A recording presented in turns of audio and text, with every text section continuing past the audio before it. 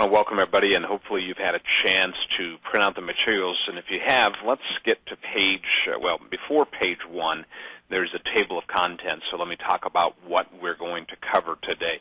You can see here a table of contents that I'm going to spend quite a bit of time going through really the first 4 Roman numerals of the first 7 pages.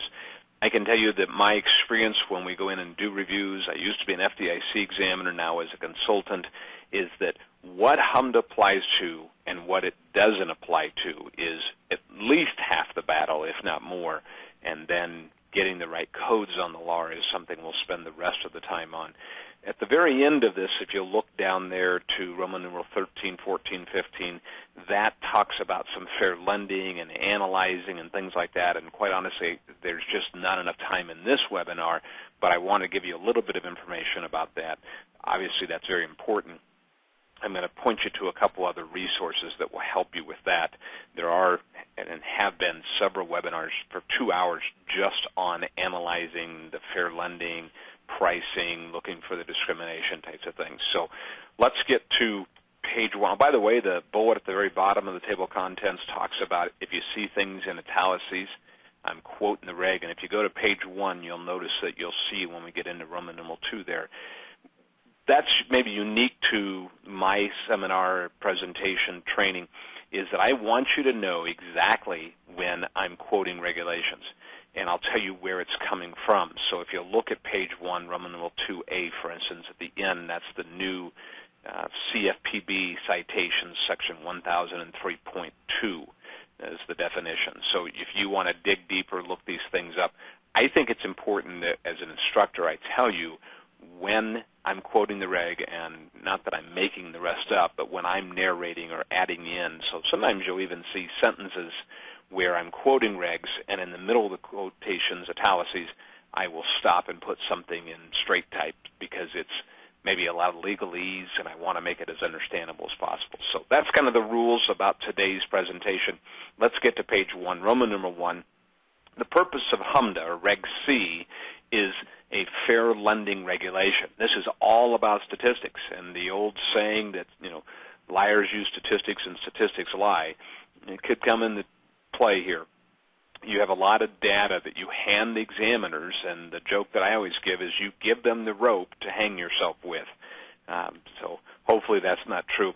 And I'm not going to talk much more about this after this next comment, but the CFPB, the Dodd-Frank Act, has basically authorized the Consumer Financial Protection Bureau, CFPB, to add more fields of data to the HMDA law. Now, we don't know exactly what those will be yet, but my preliminary resources are telling me that there's going to be what I call some defense things, such as FICO scores, debt to income, loan to value.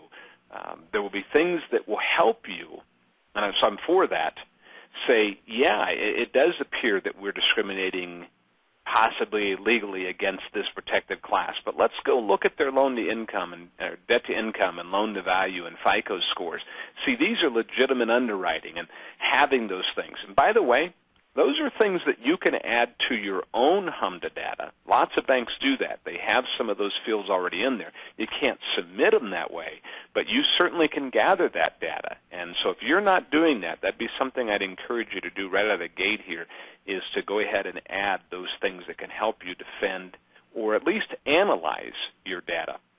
But the purpose of HMDA is that it's a fair lending regulation.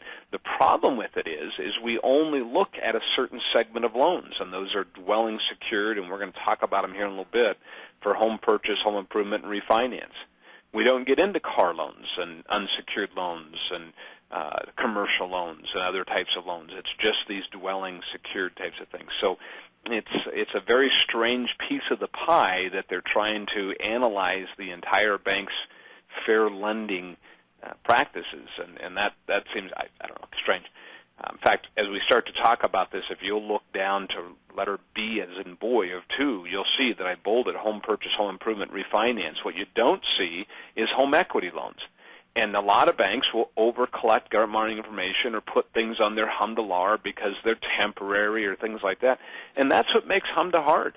it'd be better, easier for us lenders if we just put every dwelling secured loan on the HMDA LAR, and I don't know why that we don't, why we just grab these three types and no others, but that's the way the rule's written, so that's what we're going to play with, and that's what I'm about to explain. So, Roman number 2, let's talk about the coverage in more detail. Letter A, there is an asset exemption that says if you're below a certain level, you don't have to play by this game. And for 2012, that is $41 million. Now, there are very, very few banks that fall below $41 million. And then the second part, and that have either a branch or main office in a metropolitan area or metropolitan statistical area. They seem to go back and forth with those terms. So I can tell you that Bankers Client Consulting that I'm the president of, we have about 600 clients. We have one bank that falls into that category, and they ensure that they do not go above that asset threshold. And by the way, that goes up every year. So I'm going to doubt that anybody listening today falls into that. But there are two ways to get out of HMDA. One is to sell your branches that are located in metropolitan areas. And so if you have no branches in metropolitan areas, you wouldn't have to play by this. The other one is to sell assets to get below $41 million. So hopefully you're chuckling. That's meant to be a joke. That's maybe not that funny. But anyway, there are ways to get out of it, and those are it. They just may not be legitimate ways. Letter B, probably more important to all of you. Please get this. HMDA applies to applications.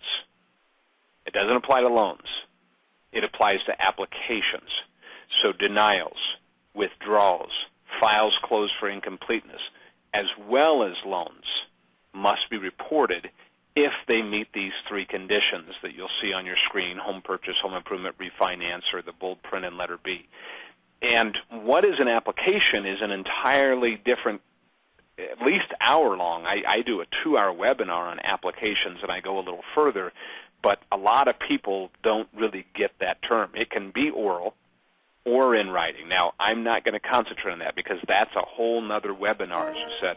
In fact, I believe on May 1st there was a webinar offered by BOL that Jack Holzknecht just did on applications. And again, so that's a whole nother topic. It's a Reg B, really, topic. B as in boy, equal credit opportunity. But you need to understand that concept. I'm going to offer a very similar webinar, I believe, in the fall of 2012 on that topic as well.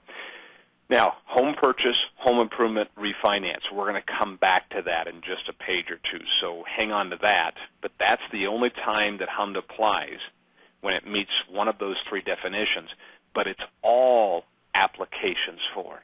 In fact, in my margin, this is a note that I wrote that I encourage all of you.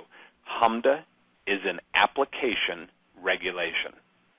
Please write that down, and I'll come back to that and explain in a couple of reasons why that, as we go through this materials, why that statement is true.